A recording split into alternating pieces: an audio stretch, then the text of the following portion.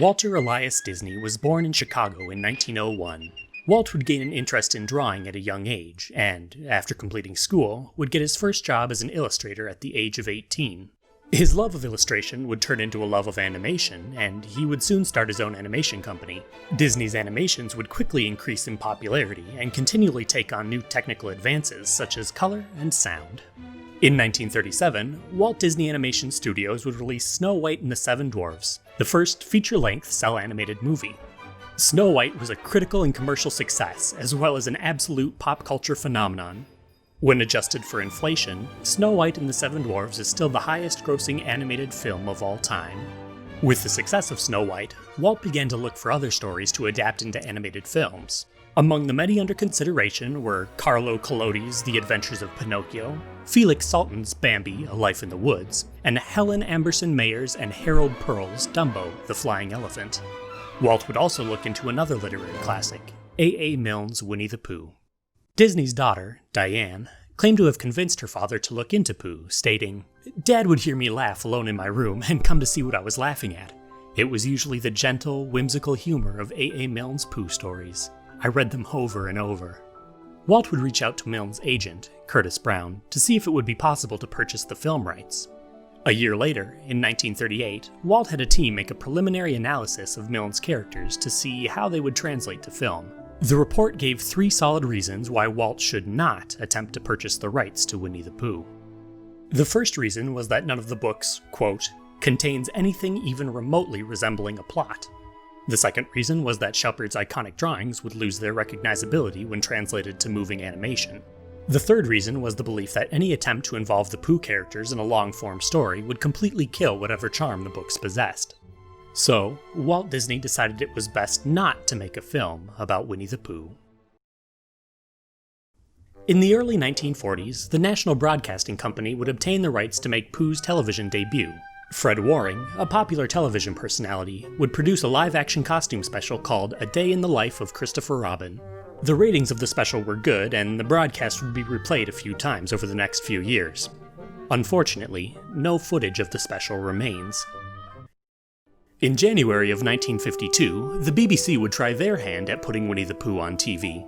6 chapters from the original Pooh stories would be adapted into 6 15-minute broadcasts, performed by the Comedia Puppets, who would be given 35 guineas per episode and directed by Peter Hayes. This seems to be the only remaining image from these broadcasts. The BBC would only have to provide framework for the sets and voices, with actress Pamela Brown narrating the broadcasts, and British character actor Cameron Hall voicing Pooh. In mid-1959, animator Jay Ward, who was gaining fame with his recently created characters Rocky and Bullwinkle and Peabody and Sherman, was looking for more projects to work on. In search of a character that he could make a film off of, his sights landed on Winnie the Pooh.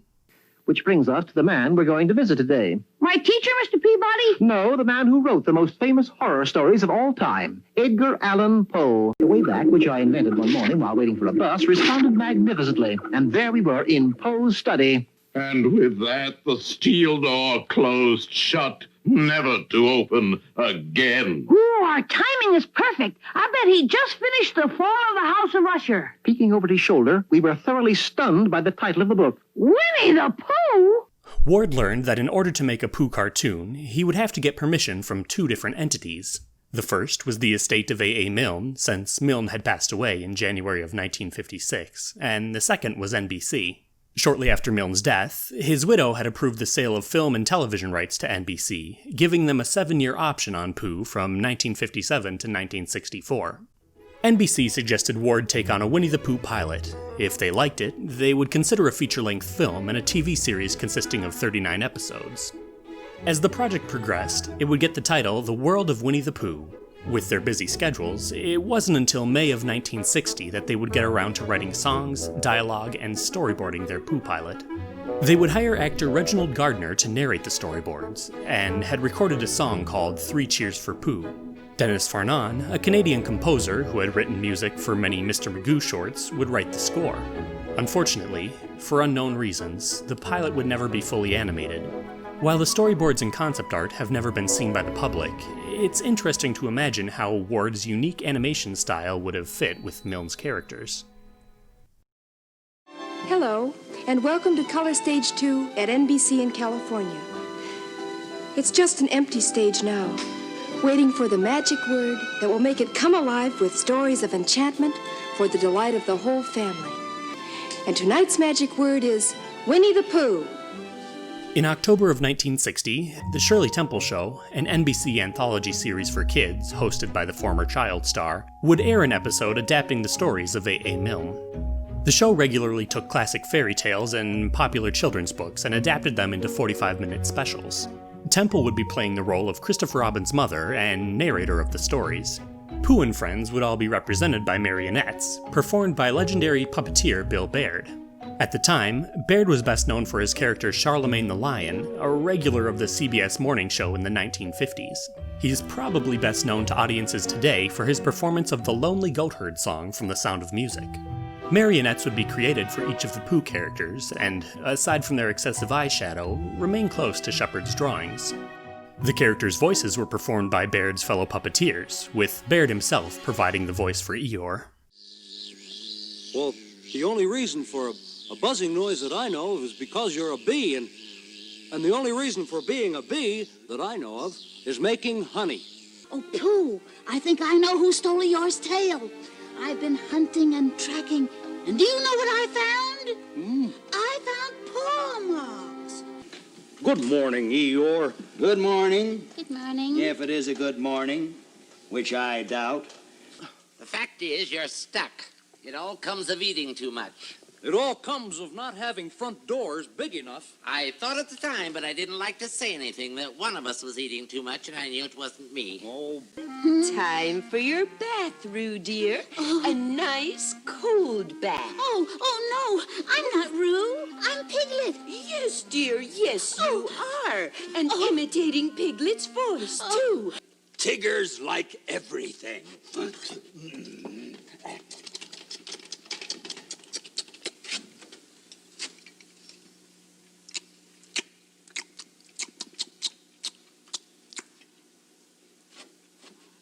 Tiggers do not like honey. After the episode aired, Baird would go on to perform live versions of the Pooh puppet show around the country. Not bad, says I. Oh, yeah. Almost forgot about you. Over the 2 decades following the release of Snow White and the Seven Dwarfs, Walt Disney Animation would continue to release animated features and shorts. While not all were critical or financial successes, their characters would consistently become cultural icons. While projects came and went, Walt would never forget about Pooh, looking into obtaining the rights to the stories a few times throughout the 40s and 50s. Seen here is a concept painting of Eeyore and Piglet by Disney legend Mary Blair, believed to be from the mid-1940s. Apparently due to NBC's lack of use of the Pooh license, the rights to the Winnie the Pooh characters reverted back to the Milne estate in 1960. It was at this time that Walt saw an opportunity, and in June of 1961 entered into an agreement with the Milne estate. Still, Disney would sit on the rights to Pooh, waiting until he could obtain Pooh's merchandising rights in North America before he would tell any of his animators. In 1964, the first meeting about a Winnie the Pooh animated feature was called with Walt's senior staff. Many of Walt's animators were lifelong fans of Pooh, and were understandably excited about the project.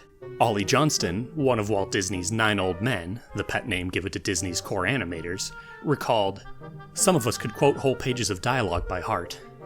As the idea for the film progressed, Walt would make one major change.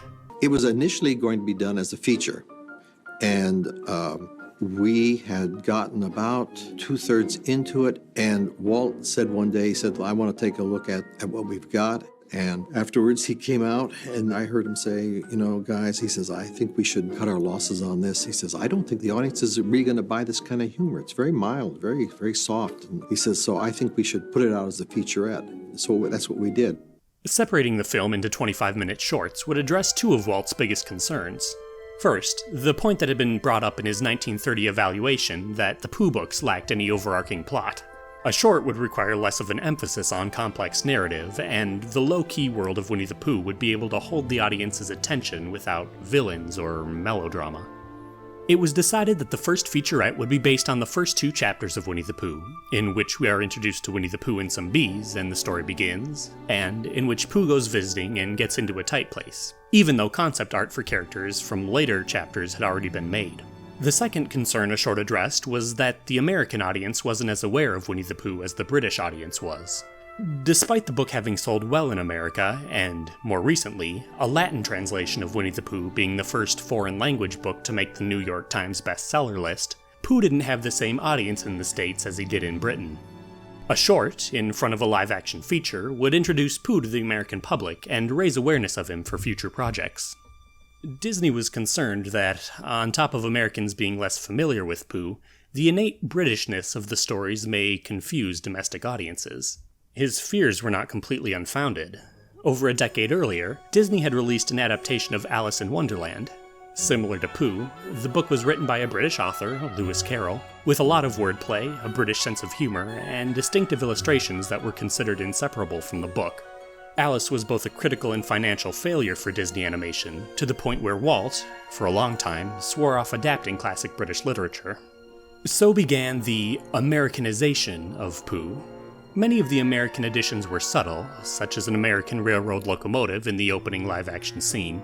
Others were more significant. The most noticeable was the addition of a new character, Gopher. Gophers, notably, are not native to the British Isles. The plan was to develop Gopher as a replacement for the character Piglet. The writers would slyly point out that switch by giving Gopher a distinct catchphrase. Larry Clemens came up with this idea. He said, how about if he pops up out of a gopher hole and he says, I'm not in the book, but I'm at your service. Gopher's the name. I'm not in the book. Double meaning. Not in the phone book, but he's not in the A.A. Milne book either. Walt's final effort to distance came in a decision to assign people who were less familiar with the source material to the project. Disney animator Frank Thomas would say, "We were surprised. Walt didn't bother to explain, but so far as we could figure out, he felt the material was pretty low-keyed to begin with, and was afraid that if Ollie and myself and Milt Kahl and some of the other Pooh fans got hold of it, we would want to stay too close to the book, and that would make something too precious." The story team chosen for the project consisted of Ken Anderson, who had writing credits on Cinderella and Melody Time, Larry Clemens, who had writing credits on a number of Disney shorts, and Xavier Atencio, who had written scripts and songs for many of the popular dark rides at Disneyland. The majority of Disney's 9 old men would be assigned to work on The Jungle Book, an upcoming feature-length Disney project that was being produced concurrently with Winnie the Pooh. Only 2 were assigned to work on Pooh, Eric Larson and John Lounsbury, who had credits on the majority of Disney films up to that point. Chosen to direct the short was another Disney animation veteran, Wolfgang Wooly Reitherman. Reitherman, known for being intense and action-packed both in his animation and in his personal life, looked at the Pooh project as a form of punishment. He would say, "It was a real challenge to put Pooh on film and retain his intrinsic innocence and sweetness without making him dull or boring." It's likely he was chosen by Walt so that he wouldn't feel the need to stick too close to the source material. The final problem that Disney still faced from his original 1930s analysis was translating Shepard's drawings into animation. In the finished product, the visuals that would remain the closest to E.H. Shepard's work would be the backgrounds. Disney's background artists were adept at translating different artistic styles into their animated scenery. Shepard's hatched pencil sketch style would be approximated in each background plate, and then color would be added. The total color palette for the short required nearly 1,000 unique hues mixed by Disney's paint laboratory, totaling around 400 gallons to color every background and animation frame. The backgrounds would also incorporate obvious book features in order to remind the audience that the movie was, in fact, based on a storybook. Animators working on the characters would be faced with a more difficult task. Disney's crisp, clean animation style required an almost continuous outline to define the characters or objects on the screen. Shepard's line drawings proved to be nearly the opposite. It was decided that the best way to approximate the characters would be to keep the general silhouette of the original drawings while simplifying most other aspects. Some early concepts show the characters very close to their original selves, while later work would slowly distance the designs. Pooh was considered the hardest character to animate, a problem emphasized by the fact that he had the most screen time. While most Disney characters had a full range of movement, Disney wanted the animated bear to clearly be a stuffed animal. A compromise had to be found between the stiffness necessary to convey an overstuffed teddy bear and the flexibility needed to convincingly make him move. Floyd Norman, an animator working on Pooh's early development, would later comment, "There were many issues that had to be resolved. It was getting to be such a pain that, at one point, Walt jokingly suggested sending the little bear back to England." The animators would end up keeping the limbs stiff, for the most part, while increasing the length of the legs to allow for a hint of a knee and making the feet big enough to imply an ankle. Additionally, stuffed animal eyes proved to be a problem. The black dot button eyes didn't have whites to allow the pupil to move, indicating where Pooh was looking. The idea of allowing the buttons to move around the face slightly to imply a looking direction was vetoed.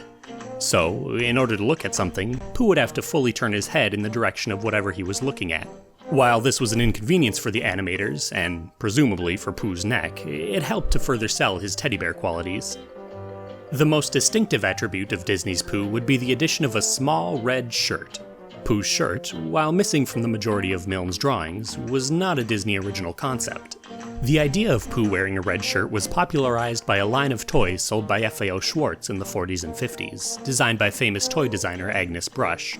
It's believed that Brush was inspired by Chapter 3 of Winnie the Pooh, one of the few chapters where Pooh was wearing any clothes whatsoever. For Disney, the shirt would help make Pooh more recognizable, both when moving around the screen and for marketing and merchandising purposes. Pooh's voice would be supplied by American character actor Sterling Holloway. Holloway, known for his many comedic roles throughout the 30s and 40s, had become a popular vocal actor in Disney's animated projects. Here is a baby with eyes of blue, straight from heaven, right to you.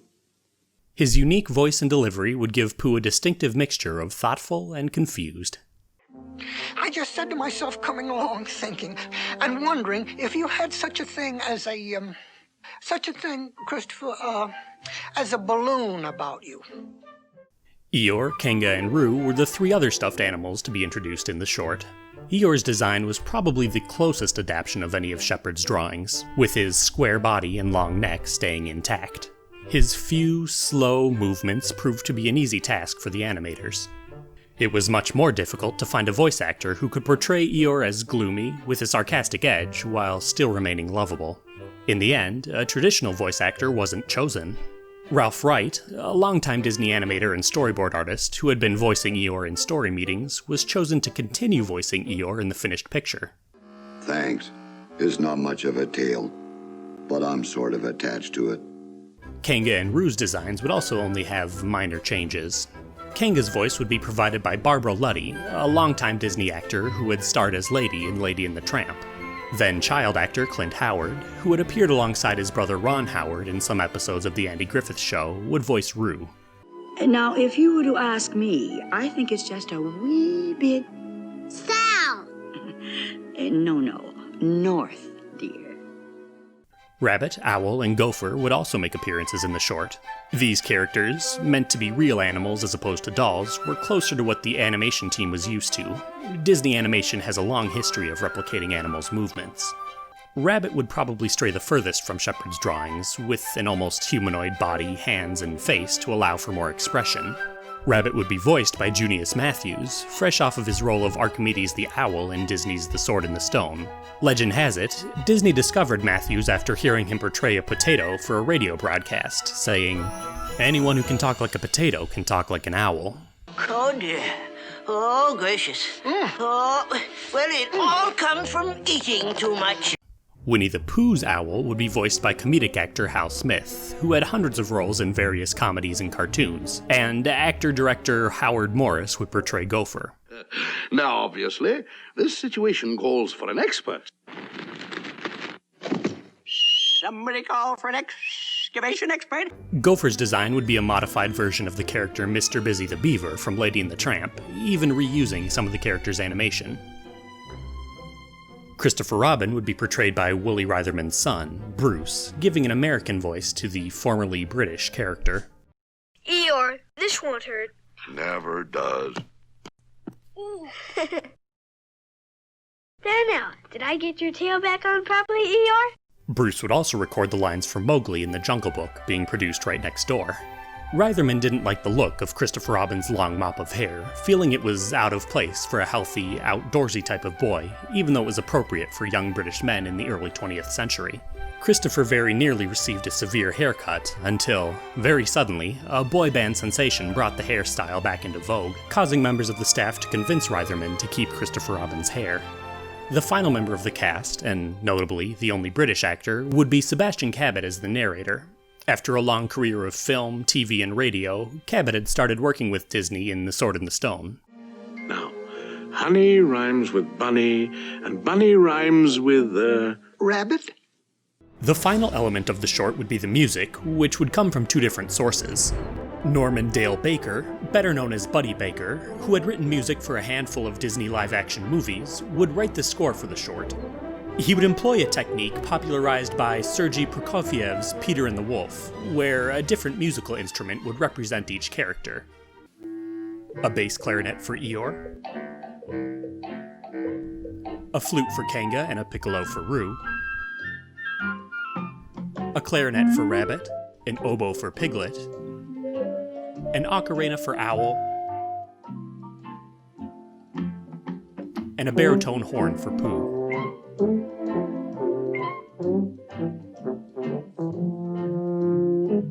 The score would be written around 5 original songs by songwriting duo Robert and Richard Sherman, commonly known as the Sherman Brothers.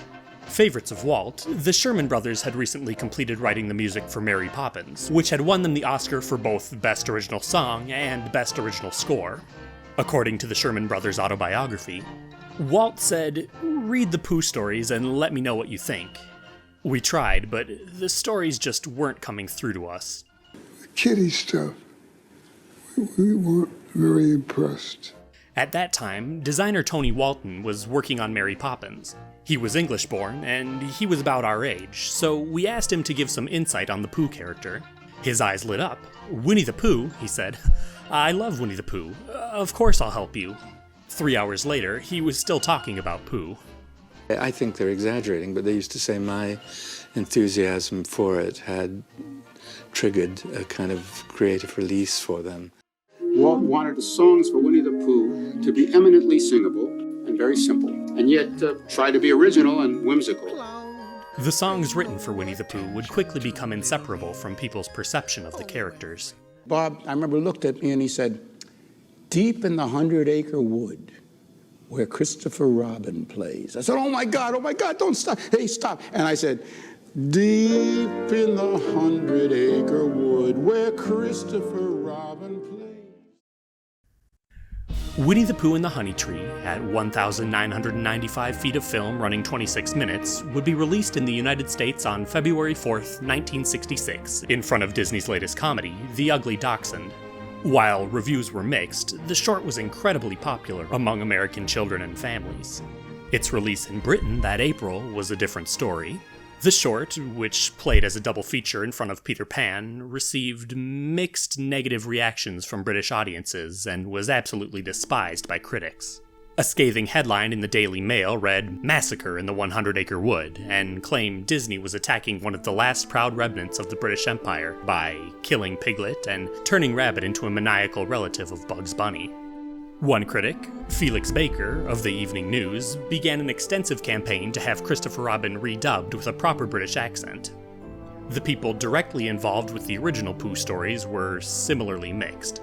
E.H. Shepard, nearing his 90s, declared the piece a complete travesty. Milne's widow, who had been a key figure in selling the rights to Disney, had a much more positive response. After seeing a preview of the short, she said in an interview in Women magazine, "I was nervous. If I did not like this version of Pooh, I would be deeply disappointed and hurt. Pooh is part of my life, part of my cherished memories." I leaned forward. There was a nursery scene, and a glimpse of Christopher Robin as a child in cartoon. There was the tree in the 100-acre wood with bees buzzing about it, and Pooh, attached to a balloon, sailing upward in search of honey, his favorite food. I relaxed. It was all right. Nothing jarred. I was very relieved. Christopher Robin Milne, who had spent most of his life trying to avoid the fame he felt was undeserved from his father's books, said very little about the Disney adaptation of his childhood, although he would send a letter to support Felix Baker's redubbing campaign. Disney's adaptation would only get a small mention in Christopher's autobiography, where he implied that fans of the original books and fans of the Disney films were the equivalent of warring religious factions. Should it ever happen that the supporters of Shepard went to war with the supporters of Disney, this might be regrettable. People might die, but truth would not. It's difficult to say what Alan Milne would have thought of the cartoon short. Many believe, as is often the case, that the author would have despised the adaptation. There is some evidence, however, that this may not be the case. Milne had a high opinion of Disney and his animation. In 1929, Milne had written Toad of Toad Hall, a stage adaptation of Kenneth Grahame's children's novel The Wind in the Willows. In 1938, shortly after the release of Snow White, Walt Disney would pursue the rights to the novel from Grahame's widow, Elspeth Thompson. Around that time, Milne would write a letter to Elspeth saying, "I expect that you've heard that Disney is interested in Toad of Toad Hall. It's just the thing for him, of course, and he would do it beautifully," proving that Milne had both an appreciation for Disney and was not against his works being adapted. Milne's niece, Angela Milne, would claim in an article written for Punch that her uncle wrote an early draft of Winnie the Pooh that regularly featured a gopher. He had learned about gophers from a newspaper article claiming a few gophers had entered Britain from an American freighter docking in Brighton. He then thought he saw one running around his yard and was inspired to write a few chapters about the creature. So, at least according to Angela Milne, Disney's Pooh brought back some of her uncle's original vision. On December 15th, 1966, less than a year after the release of Winnie the Pooh, Walter Elias Disney would die, making the long-gestating Pooh adaptation one of the final projects he would complete. However, Pooh's association with the Disney company was just beginning.